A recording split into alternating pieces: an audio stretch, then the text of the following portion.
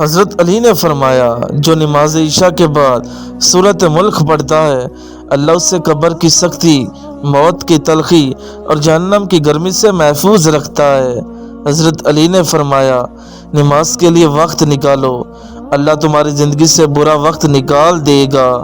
حضرت علی نے فرمایا، جب تمہیں لگے کہ تمہارا کوئی نہیں ہے تو آسمان کی طرف دیکھنا، وہاں وہ ہے جو ہمیشہ سے تمہارا تھا اور ہمیشہ تمہارا رہے گا۔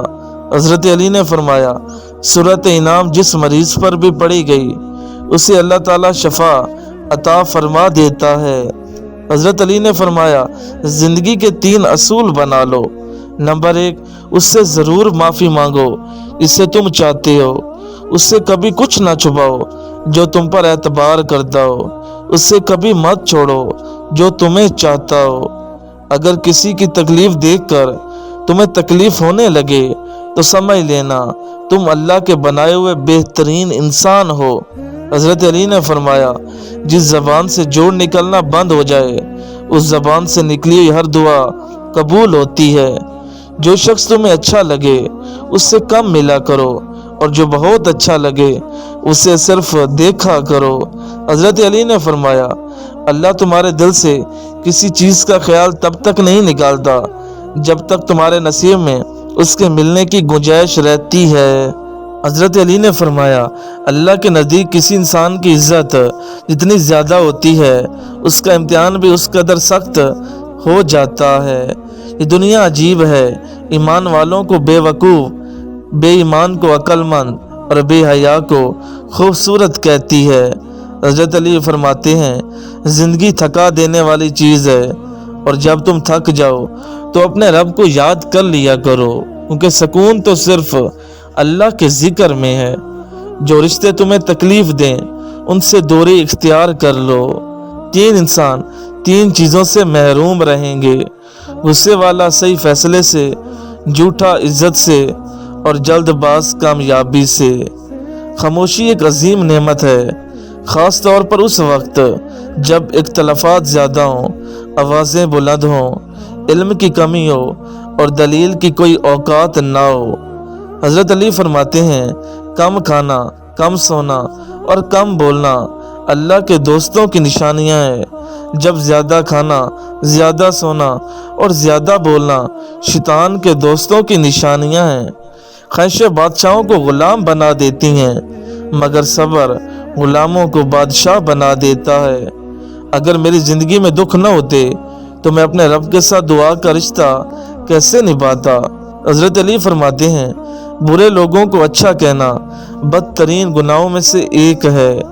لوگوں سے یاد کرنے کا شکوہ مت کیا کرو، کیونکہ جو انسان اپنے رب کو بھول سکتا ہے وہ سب کو بھول سکتا ہے۔ اگر تم پانی میں ڈوب رہے ہو اور تمہیں یاد آ جائے کہ وقت نماز ہے تو نماز کی نیت کر لو۔ حضرت علی فرماتے ہیں، جب تمہاری جان کو خطرہ ہو تو صدقہ دے کر جان بچاؤ اور جب تمہارے دین کو خطرہ ہو تو جان دے کر دین کو بچاؤ۔ اس اللہ سے ڈرتے رہو جس کی صفات یہ ہے کہ اگر تم بات کرتے ہو تو وہ سنتا ہے اور اگر دل میں رکھتے ہو تو وہ جانتا ہے۔ کسی شخص پر اس وقت تک بھروسہ نہ کرو جب تک اسے اپنے لیے غصے میں نہ دیکھ لو۔ حضرت علی فرماتے ہیں، خاموشی اختیار کر لو مگر کسی سے شکوہ مت کرو، جب عزت نہ ملے تو کنارہ کر لو۔ اللہ کبھی 2 مخلص لوگوں کو جدا نہیں کرتا، جدا تب کرتا ہے جب دونوں میں سے کوئی ایک منافق ہو۔ اللہ کبھی کسی مخلص کو منافق سے نہیں جوڑتا۔ تم کسی کے ساتھ بھلائی کرو اور تمہیں اس کا بدلہ برائی کی صورت میں ملے تو سمجھ لو کہ تمہاری نیکی قبول ہو گئی ہے۔ حضرت علی فرماتے ہیں، تجھے اپنے فائدے کے لیے چاہتے ہیں، ایک تیرا رب ہے جو تجھے تیرے فائدے کے لیے چاہتا ہے۔ اپنے دن کا آغاز صدقہ دینے سے کرو، اس دن تمہاری کوئی دعا رد نہیں جائے گی۔ حضرت علی فرماتے ہیں، اگر تم سیدھے راستے پر ہو اور تم کسی مشکلات کا سامنا نہیں کر رہے تو تم سوچو، ہو سکتا ہے کہ تم غلط راستے پر ہو، کیونکہ سیدھا راستہ مشکلات سے بھرپور ہوتا ہے۔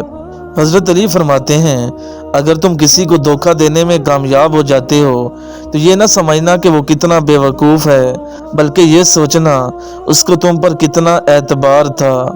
مدد کرنا ایک مہنگا تحفہ ہے، اس لیے سب سے اس کی توقع نہیں کرنی چاہیے، کیونکہ بہت کم لوگ دل کے امیر ہوتے ہیں۔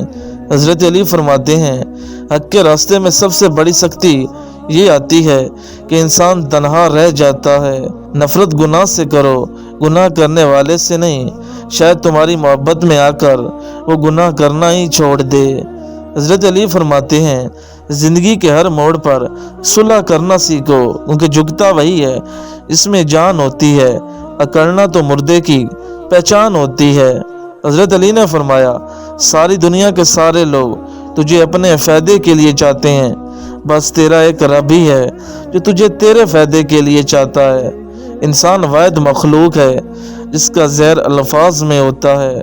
اخلاق وہ موتی ہے جس کی کوئی قیمت نہیں ہوتی، مگر اس سے ہر چیز خریدی جا سکتی ہے۔